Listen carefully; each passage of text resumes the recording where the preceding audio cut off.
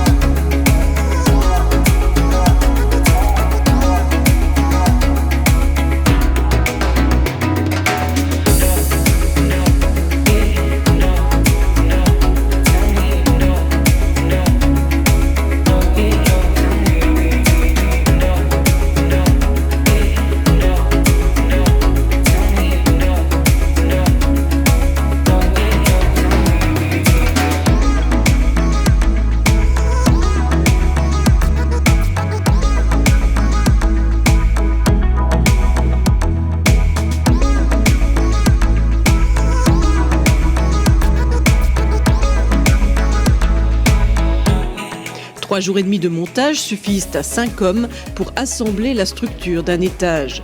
Complètement passive, isolée sur le plan acoustique à un degré extrême, la construction se veut aussi un modèle pour demain sur le plan économique. Pour le moment, les Japonais viennent, les Allemands viennent, les Hollandais viennent, les Français viennent. Hier, j'avais encore tout un groupe d'architectes et d'ingénieurs qui venaient de Rouen en France.